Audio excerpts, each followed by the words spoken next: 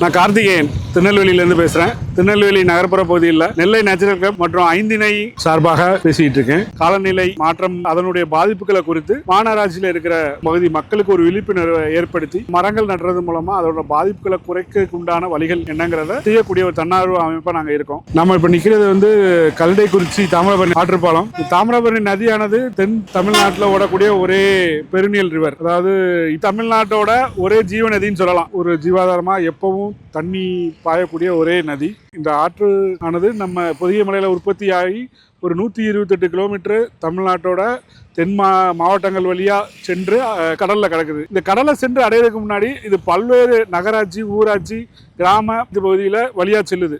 இது முக்கியமாக திருநெல்வேலி மாநகராட்சி பகுதி வருது. திருநெல்வேலி மாநகராட்சி பகுதியில் மட்டும் இந்த ஆறு ஒரு 17 கிலோமீட்டர் பயணம் செஞ்சு அது அடுத்த பகுதியை அடையுது. இந்த 17 கிலோமீட்டரிலும் இருமருங்கிலுமே முக்கியமான குடியிருப்பு பகுதிகள், நிறைய மருத்துவமனைகள், பள்ளிக்கூடங்கள் இருக்கிறது. திருநெல்வேலியோட முக்கியமான பழைய bus stand, junction bus stand இந்த ஆற்றங்கரையில தான் அமைஞ்சிருக்கு. ரயில்வே ஜங்ஷன் அதை ஒட்டி உள்ள குடியிருப்பு பகுதிகள், சிஎன் கிராமம், தச்சநல்லூர், இந்த மாதிரி மாநகராட்சியில் இருக்கிற முக்கியமான குடியிருப்பு பகுதிகள் இங்கே மிக நெருக்கமான விளிம்பு நிலை ஏழை மக்கள் வசிக்கிறாங்க. வெள்ளப்பெருக்கு பேரிடர் காலங்களில் ஆற்றோட நீர்மட்டம் உயரும்போது இந்த குடியிருப்பு பகுதிகள், மருத்துவமனைகள் எல்லாமே பாதிப்பு உள்ளாகுது. இந்த மக்களும் ரொம்ப பாதிக்கப்படுறாங்க. நம்ம சமீபத்தில் வந்த 2023 பெருமழை, அதுக்கப்புறம் தொடர்ந்து வந்த பெரு வெள்ளத்தும் போது இந்த மாநகராட்சி பகுதியான மிக கடுமையாக பாதிக்கப்பட்டது. இதுக்கு காரணம் என்னன்னா, அன்று இரவு இந்த டேம்ல இருந்து திறந்து விட்ட தண்ணி நகர்ப்புறத்தை அதிகாலையில் சென்றும்போது மக்களுக்கு சரியான அளவு தகவல் போய் சேரலை. இந்த வெள்ளத்தை கட்டுப்படுத்துங்கிறது முடியாதுங்கிறதுனாலும்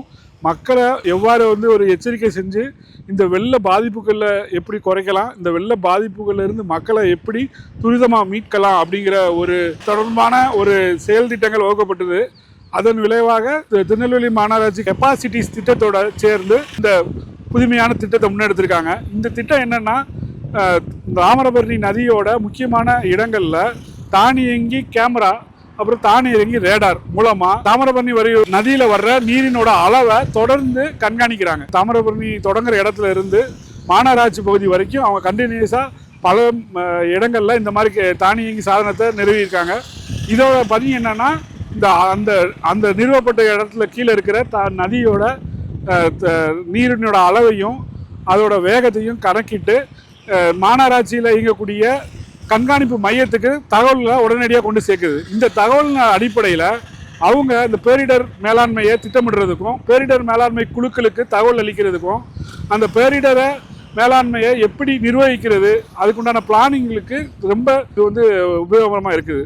ஸோ இந்த திட்டம் பெரிதளவில் எங்கே அவங்களுக்கு யூஸ் ஆகுதுன்னா, இந்த மக்களை பேரிடர் காலங்களில் துரிதமாக வெளியேற்றவும், பாதுகாப்பு நடவடிக்கைகளை மிக துரிதமாக எடுத்துக்கவும் இந்த திட்டம் ரொம்ப யூஸ்ஃபுல்லாக இருக்குது. ஆனால் இந்த திட்டங்கள் செயல்பாட்டுக்கு வந்ததுக்கப்புறம் நமக்கு ஒரு 2 மணி நேரத்துக்கு முன்னாடியே விரைவான தகவல் பெறப்பட்டு அதை நம்ம அந்த லோக்கல் லெவலில் பகிரும் பொழுது மக்கள் விரைவாக செயல்பட்டு வெளியேறவும், பாதுகாப்பான பகுதிகளுக்கு சென்று சேரவும், பாதிப்புகளிலிருந்து குறைக்கிறதுக்கும் இந்த திட்டம் செயல்பட ஆரம்பிச்சதுல இருந்து மிக யூஸ்ஃபுல்லான ஒரு அமைப்பா இது இருக்கு. இந்த திட்டம் தொடர்ந்து செயல்படுறதுங்கிறது இந்த மாநகராட்சி பகுதி மக்களோட பேரிடர் மேலாண்மை திட்டத்துல ஒரு முக்கியமான அங்கமா வகிக்கிறது. அதனால இந்த காலநிலை மாற்றம், அதனால ஏற்படக்கூடிய பாதிப்புகள், அதுல இருந்து மக்களை தற்காத்து கொள்றது, மக்களுக்கு உண்டான விழிப்புணர்வு ஏற்படுத்துறது திருநெல்வேலி மாநகராட்சிக்கும் இந்த என்ஜிஓக்கும் நாங்க எங்களோட நெல்லை நேச்சுரல் கிளப் சார்பா இந்த திட்டத்தை கொண்டு வந்ததுக்காக மிக நன்றியை தெரிவித்துக் கொள்கிறேன்.